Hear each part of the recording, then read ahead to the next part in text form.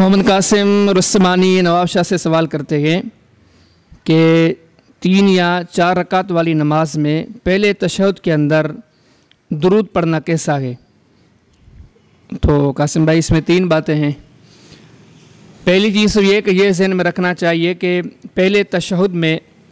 اگر صرف اتحیات پڑھ لی جائے تو یہ بھی کافی ہے۔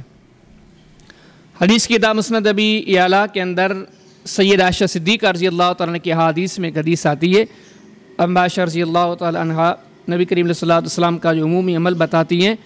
فرماتی ہیں کہ نبی کریم علیہ الصلوۃ والسلام عمومی طور پر اتحیات ہی پر اکتفا کرتے تھے۔ یہ اسی طرح مسند احمد کے اندر سن عبداللہ بن مسعود رضی اللہ تعالیٰ عنہ کی حدیث میں بھی حدیث آتی ہے کہ نبی کریم علیہ الصلوۃ والسلام فرماتے ہیں کہ آپ اگر پہلی تشہد میں صرف اتحیات پر اکتفا کرتے ہیں تو یہ بھی کافی ہے، یعنی کہ کوئی اگر صرف اتحیات ہی پڑھتا ہے تو بھی کافی ہے پہلے تشہد میں۔ اللہ دوسری بات یہ کہ اگر کوئی درود ملانا چاہے تو ملا سکتا ہے، کیونکہ نبی کریم علیہ الصلوۃ والسلام سے خود سے درود ملانا پڑھنا ثابت ہے۔ حدیث کی کتاب سنن نسائی کے اندر کتاب قیام اللیل کے اندر ایک باب ہے کیف الوتر، وہاں پر حدیث ہے، وہ بھی اما عائشہ صدیقہ رضی اللہ تعالیٰ عنہا سے ہی ہے، فرماتے ہیں کہ نبی کریم علیہ الصلوۃ والسلام پہلے تشہد میں درود بھی پڑھتے تھے اور درود کے بعد دعا بھی پڑھتے تھے۔ تو یعنی کہ اگر کوئی بندہ اتحیات کے ساتھ پہلے تشہد میں درود پڑھتا ہے تو پڑھ سکتا ہے، دعا کرتا ہے تو کر سکتا ہے۔ اچھا، اس کے ساتھ جو تیسری چیز ہے وہ یہ کہ ہمارے معاشرے کے اندر جو ہمارے دیوبندی بھائی، بریلوی بھائی اس بارے میں تھوڑی سختی کرتے ہیں کہ نہیں درود نہیں پڑھنا چاہیے، ملک عباس اللہ کے بندے یہاں تک کہہ دیتے ہیں اگر کسی نے درود پڑھ لیا تو وہ سہو کے سجدے کرے۔ یاد رہے کہ ایسی کوئی بات نہیں ہے، دلائل سے یہی ثابت ہے کہ بندہ درود پڑھے تو پڑھ سکتا ہے۔ باقی جو نہ پڑھنے کے عمومی طور پر وہ دلائل دیتے ہیں، جن دلائل پر ان کا اعتماد ہے ان میں سے کوئی بھی دلیل ثابت ہی نہیں ہے۔ اب جو ان کے پاس دلائل ہے، مثال کے طور پر سنن ترمذی کی حدیث ہے ابواب الصلاۃ کے اندر باب ما جاء فی مقدار القعود کے اندر سن عبداللہ بن مسعود رضی اللہ عنہ سے منقول فرماتے ہیں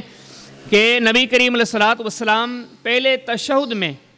اتحیات کے بعد اٹھنے میں اتنی جلدی کرتے گویا نبی کریم علیہ الصلوۃ والسلام کسی گرم چیز پر بیٹھے ہوں، لیکن یہ حدیث ثابت ہی نہیں ہے، کیونکہ سن عبداللہ بن مسعود رضی اللہ عنہ سے یہ نقل کرنے والے کون ہیں؟ ان کے بیٹے ابو عبیدہ۔ جب کیسے سمجھیں کہ محدثین کی جماعت کا قریب اس بات پر اتفاق ہے کہ ابو عبیدہ کی اپنے والد سن عبداللہ بن مسعود رضی اللہ عنہ سے سما ثابت ہی نہیں ہے۔ اس قسم کی ایک اور حدیث پیش کی جاتی ہے مصنف ابن ابی شیبہ سے، کتاب الصلاۃ اور باب ہے مقدار کم یقعد فی الرکعتین، وہاں پر یہ حدیث ہے کہ سیدنا ابو بکر صدیق رضی اللہ تعالی عنہ پہلے تشہد میں اتحیات کے بعد اٹھنے میں بڑی جلدی کرتے، اتنی جلدی کرتے کہ اتحیات پڑھنے کے بعد گویا سیدنا ابو بکر صدیق رضی اللہ تعالیٰ عنہ کے نیچے کوئی گرم چیز ہو، اتحیات پڑھ کے فل اٹھ جاتے، لیکن یہ حدیث بھی صحیح ثابت نہیں ہے، کیونکہ سیدنا ابو بکر صدیق رضی اللہ تعالیٰ عنہ سے نقل کرنے والے جو بندے ہیں تمیم بن سلمہ، ان کی سیدنا ابو بکر صدیق رضی اللہ تعالی عنہ سے ملاقات ثابت نہیں ہے۔ تو خلاصہ کلام یہ ہے کہ جو لوگ درود پڑھنے کی مخالفت کرتے ہیں، نفی کرتے ہیں، سختی کرتے ہیں، ان کی بات بے حیثیت ہے، بے وزن ہے، کہ ان کے پاس کوئی ایسی دلیل ہی نہیں جو دلیل بن سکے۔ باقی صحیح احادیث سے یہ ثابتی ملتی ہے اگر کوئی درود پڑھے تو پڑھ سکتا ہے، لیکن اگر کوئی نہیں پڑھتا اور صرف اتحیات پر اتفاق کرتا ہے تو اس کی نماز بھی صحیح ہے۔